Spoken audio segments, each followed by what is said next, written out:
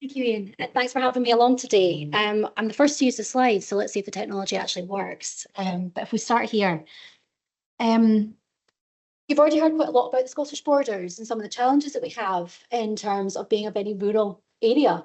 A little bit of context there in terms of what that looks like geographically, but what we're looking at is 25 people per square kilometre. So we're quite a diffuse population, and there are population centres within that, but it makes it quite challenging to kind of sort of shoehorn that traditional community planning model over the top of a rural area. So that whole talk about 20-minute neighbourhoods and how that then applies, it's a different proposition when you start to talk about it in our area. We're lucky in the sense that we have this really strong connection with Dumfries and Galloway. We've talked a little bit about the Scottish, the South Scotland Enterprise and the Regional Economic Partnership. And that kind of South of Scotland identity has really helped to shape some of the thinking around how we approach that community-led planning piece. And as part of the work in placemaking, we're part of the Borderlands Inclusive Growth Deal. So you can see there how that kind of equates in terms of the local authorities either side of the border. Over 100 million people in the centre of the UK, all facing very similar challenges. And as part of that process, we've had the support and guidance of a PMO and that opportunity to actually work really collaboratively with different placemaking community-led planning teams across the piece. Some with more economic development focus, some more on the planning side, but equally looking at how we can cumulatively address some of the concerns of a rural area. So that in an infographic is what the Borderlands Inclusive Growth Deal looks like. And it will surprise you none that it's part about inclusive growth and raising the prosperity of these areas. The point that we've been focusing on is the PLACE programme. And the PLACE programme is part of the overall plan. It was conceived in 2019 and has been working through the evolution of that as regulations have changed, as kind of leadership has changed. And what we have in the borders is 4 borderlands towns: Eyemouth, Galashiels, Hoyk and Jedburgh. And they were the initial point of our police programme and how we're going to address this. It's an economic development programme. So the idea was to look at how we create a place plan that would support that economic development. The requirement of the programme is to do that, to do a huge amount of engagement and actually work with the communities on what they want to do and how they're going to achieve that, and look at that kind of community action piece, and bring together all the other things that have been happening in these different communities. You all know there was many different strategy documents mentioned earlier, and how that can actually be quite a confusing landscape for people not in the know about what that all means and how we bring that together. So there's been a huge amount of work done to try and understand how we can make this accessible to people. And alongside that time, NPF4 came into practice. So we started talking about a greater onus on community-led planning in its traditional sense. And what NPF4 is asking us to do almost kind of is sort of symbiotic with what's happening in that Borderlands process. It's about community engagement. It's about how we can actually understand what people want to do, what the aspirations are, what the challenges are, and how we actually start to look at it. So what we were talking about in the Scottish borders is not looking at doing that as an economic development piece and that as a planning piece, but actually looking at one plan for one place and how we can actually bring that body of evidence together to do all of that. And that's presented its challenges. Some of the terminology is quite similar and people get a little bit confused about what's a local place plan, what's a place plan in the Borderland sense, and also then how that then escalates up. And it's still something we're working with. I was chatting about it earlier today, actually, about how we can actually make some of this clearer and clearer. And it's been an evolution. As the NPF4 has evolved and changed and the guidance has moved, we've had to kind of respond to that as well. And we've been very lucky to have an incredible team behind us, some of whom are in the room, and we'll get a wee mention on screen later. So to give you a bit of a flavour, I mentioned that the Borderlands deal was first struck in 2019, and there's been a huge amount of work from a whole host of people to kind of get that to where it needs to be, and lots of different strands of that. And again, some of those will be picked up on today. I joined the council in November 21, which was the same time as 9 placemaking posts were appointed. So within that, we had 5 locality officers. We've got 5 localities in the borders. They were community engagement officers designed to look at bringing that information together and helping to kind of bridge the gap between the council and the communities. We have 2 community place planning regeneration officers took me a wee while to be able to get that to slip off the tongue. But they have been our conduit of planning, and they have been incredible at breaking down some of the jargon and helping to guide communities on their journey so far. And we really couldn't have got this far without them. And I'll not embarrass them just now, but they know who they are. We also had a post created for a climate change officer, again, looking at how we can support that and building that sustainability piece into what we're doing. And a green space officer who's looking at the kind of community initiatives around community food growing and food security. So the idea was to create a package of support that would actually look to wrap around communities, because the burden's quite great. Even if you take away all the economic development opportunities and the ideas about community-led plans, NPF4 asks a lot of our communities to actually go forward and do this, and all in volunteer time. So we've been trying to look at how we can do that. And there's been a couple of different ways that we've approached that so far. But again, we're still learning and we're still getting feedback on what can be done better to do that. We're incredibly lucky. I know a lot of you around this table will not have placemaking officers to support this work. But I think it's a testament to the council's commitment to being a community-led council and actually seeing the opportunity that comes with this process. So once we kind of everybody got their feet under the table, then we started to get out into the communities and have these conversations. We did a series of community workshops over May 2022, where we had support from Planning Aid Scotland to have conversations with different locality groups about how they wanted to do this. Because our thought process initially was, we'll do the borderlands towns. These have been prioritised because of multiple deprivation indexes and that they've been identified as areas of real opportunity for economic development. And actually, maybe we need to look at where else we could do this across the borders. And the first thought of my predecessors, to be honest, because we've had lots of people kind of moving through this process, was that we would do 15 towns, communities, and that would be per locality. And what we were trying to chat to them about at area partnerships with elected members was about, where should we start? How should we prioritise this? But universally across the borders, they said no. We don't want to prioritise. We don't see why some of these people should go ahead of the others. So we want to look at an inclusive approach and allow people to opt in if they want to take this process forward. So in July 2022, we started to look at the possibilities of a community-led framework for support, which was something that had never been done before. We enlisted Scotland Excel to help us do that because it wasn't really how public procurement works. So what we did was we worked with them. We worked with SOSI, we worked with Borders Community Action, who were the then Borders TSI, and some members from within the community who were in kind of high capacity communities who had a lot of experience already, to help us craft this framework that would then go out for tender, to allow us then have a pool of consultants that would be ready and waiting to help communities as they needed. And the way that was structured was that there was an opportunity to have a mini tender, so you could engage with one or more, or you could do a kind of direct award, which allowed the communities complete autonomy to actually then go forward with someone that they felt comfortable, that fitted their community. So we did all that procurement heavy lifting at the front end. We were incredibly lucky to be supported by Scottish Futures Trust, and Dermot Lawler is the head of place over there. I think he must have a timeshare in the borders by now. He was here so often. But they came around with us and worked with the Borderlands communities and a few others who maybe asked very nicely as they'd come along and piggybacked some of those meetings, to help to sort of set the opportunity so that people could understand what that was all about. And in some areas that was quite well received. In some areas it was met with some scepticism, but that tends to be what happens when you go and speak to communities. You come to talk to them about, this is the opportunity, this is what we want you to do. And as I said, it's a lot of commitment and a lot of volunteer time. So we had that help with Scottish Futures Trust to set that tone and actually look at how we could work through all of this. That had some time to bed in, some on the ground work with our community place planning team, with our community engagement officers. And then a second round of workshops in March 2023 to start to look at how we could bring teams of people together to actually start working on this and actually looking at how we go forward. And we talked about the different models that might be. It might be that it's led by community council, might be led by development trust. It might be an entirely new formation. And I think, I don't think I'd be remiss to say that NPF4 assumes that the community council will take the lead on this. That's not been the case in any of our communities so far. There may be pockets of interest, but actually, by and large, it's been a coming together of a huge number of communities, community groups, sorry, to actually then look at how they do this and make sure it is actually inclusive and it's not just the same faces around the table.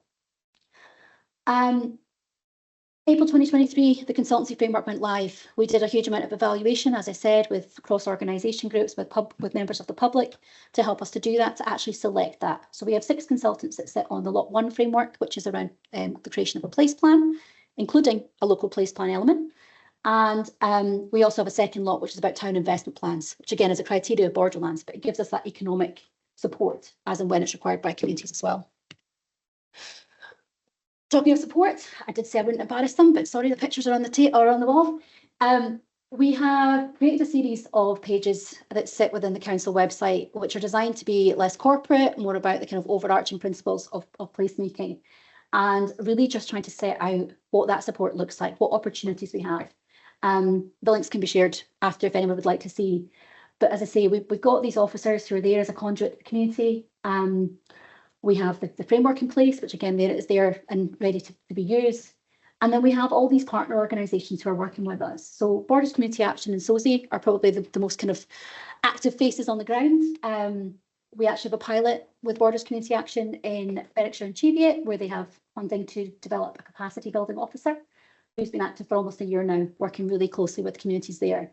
And we've had some very robust feedback from them on what else they would like to see in terms of that support structure going forward. And our Scottish Borders represents our community planning partnership. So that's looking at the wider organisations across the Scottish Borders and how they feed into this. And placemaking sits underneath our theme 4 for community planning, and their obligation to look at what's coming out of these plans and being brought forward into their own service planning and their own design. So in terms of tools, I'm sure if any of you are familiar with the Place Standard tool, we've been leaning on that quite heavily to help us sort of structure some of these conversations. We've used some of the tools raw. We've experienced some technical problems along the way and some challenges about the complexity of it. And when you start to bring in the climate change lens and the heritage lens and how that then works with the communities, we've seen lots of different sort of feedback to that and trying to really absorb that and feed it back to the teams at Scottish Government around that as well. And the young person's and Children's Place Standard tool, again, sessions in a whole host of different school environments, educational environments to talk about these different things. And I think what we found is the tool itself can be quite overwhelming, but actually the questions are good and the conversations are really good. And kids are really keen to tell you what they want to see. We had this great little guy who turned up at Selkirk with a list and started socking it to the guy who was in charge of the rugby club to tell him why that was in the wrong place and why they shouldn't have done that, and how that's isolating his part of the community because it's not where it needs to be. We had a great little girl in Jedburgh, and we're really fortunate there to have a Place in Childhood work with us, ironically on a 20-minute neighbourhood for Jedburgh. So they worked with the grammar school, and they had a cohort of children from the primary and from the high school. And again, there's a whole youth-led plan that sits underneath the work that's been done in Jedburgh. And we definitely found the future First Minister and amongst that kids cohort, I tell you.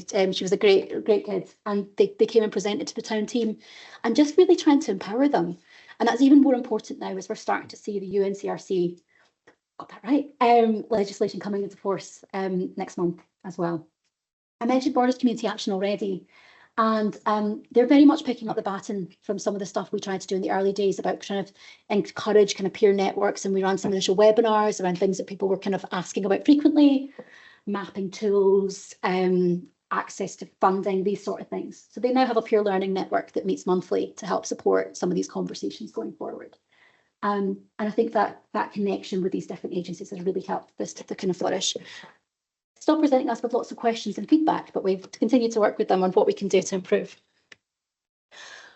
All of that has resulted in 60 of our 69 community councils areas having some level of placemaking activity. Now, we have some high capacity communities that do their own action plans and have done so already, but they're now approaching our team about how can they then develop a local place plan from their community action plan and actually look at how they can retrofit that. So the team are working really hard on how that can be done and how it can be bridged. Some of them are starting from scratch. They've had some really big ideas, but actually they're quite a small place and quite a small team. So how do they actually do that? So we've been able to support them with some specialists to help to bring that forward. We don't necessarily expect that we'll have 60 plans out the back of this, but the level of engagement that we can see coming out from across the region is going to provide us possibly with the best spread of community engagement that the region has ever seen. And it's a really positive step in terms of us understanding the needs going forward. Sorry. Just to give you a feel, some of the recurring themes, which I'm sure won't necessarily surprise you. Access and services is a problem, pressures on NHS, death by master plan, I think is quite an interesting one.